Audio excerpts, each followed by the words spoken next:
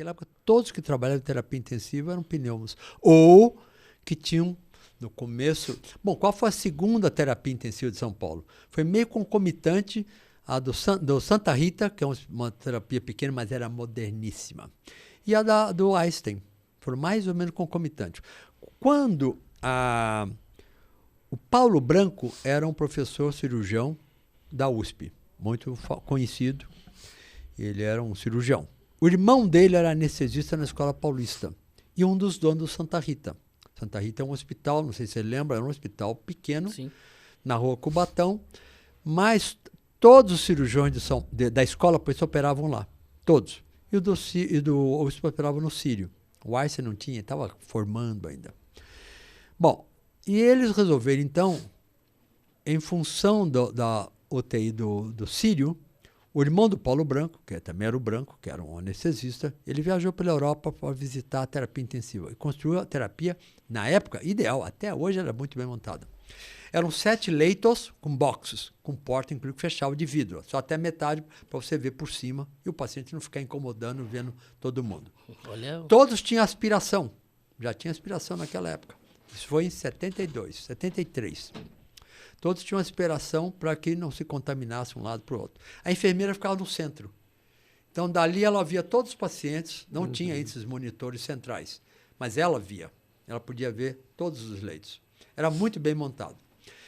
E o Branco, o anestesista lá do Santa Rita, então, quem ia tomar conta era o pessoal do Sírio, porque eles eram os únicos que sabiam terapia intensiva em São Paulo.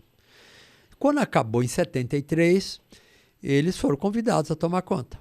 Eles a serem os médicos da terapia, disseram. Mas eles eram cirurgiões. Ele falou, não, nós não queremos essas coisas. Falou, mas passou um grupo aqui da sua escola, que é da pneumologia, aí já estavam no segundo ano de terapia intensiva, foi em 72, nós fomos em 73, foram ainda os pneumos, os residentes da pneumo, mas aí já tinha alguns de fora, que da nossa turma foram fazer lá, um cirurgião vascular, chamado Fausto Miranda, né? Tem um clínico, que era o gastro, que era o Sérgio Domingues, porque como já não tínhamos, no primeiro ano nós éramos 6, mas no segundo ano acho que eram 3 pneumo. Então complementaram com outros que queriam fazer. Bom, aí eles falaram, olha, nós não temos interesse. Passou um grupo aqui, que fez em 72, que isso foi em 73. Eles são capazes de tocar isso aí. Aí nós fomos para lá, o nosso grupo de residentes da pneumo, mais o Fausto da cirurgia vascular e mais o Sérgio da gastro, porque um deles não quis fazer terapia, ele gostava de consultório, não queria fazer terapia intensiva. E ele falou, bom, então vamos fazer o seguinte, todo dia o Bezerra, que era um nefrologista, João Bezerra, vai passar e vai discutir com vocês os casos. Ele foi lá um mês, depois falou, eu não vou passar mais aqui. Aí ficamos só nós, tomando conta lá da terapia intensiva do Santa Rita há muitos anos. Com mais ou menos concomitante, abriu a do Einstein. Então, a primeira do Sírio, da UTI, tinha a da Marizinha, que eles chamavam de terapia do choque, no pronto-socorro, acho que com 2 leitos, no pronto-socorro da USP. Mas terapia intensiva, como nós entendemos hoje, era do Sírio, do Santa Rita e meio concomitante a do Einstein. Professor, qual que era o perfil do paciente? Porque, assim, a maior parte dos profissionais ali eram da pneumo.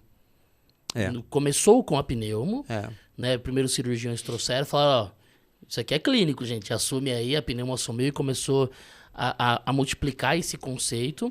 Qual que era o perfil? Era só pacientes pneumopatas ou não? Não, porque a UTI, eu sempre digo isso para os residentes. Você quer aprender medicina? Fiz terapia, a mesma coisa, mas no caso de médico, você está perguntando a mim, quer aprender medicina?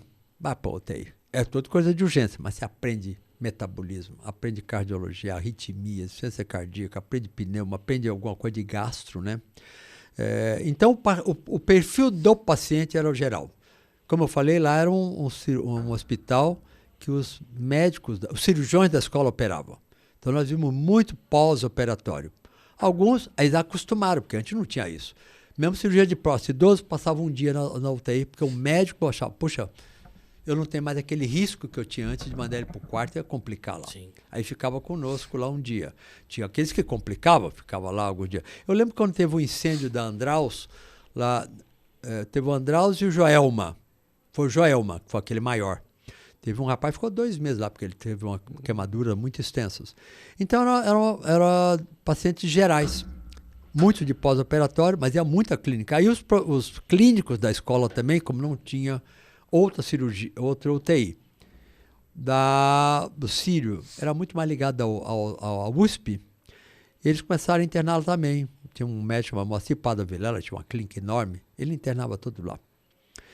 Um dia, por exemplo, chegou um paciente que falou assim, esse era um dia à noite, já acho que era um sábado. Eu falei, olha, eu vivi um paciente, não era sexta-feira, eu lembro que era perto do final de semana.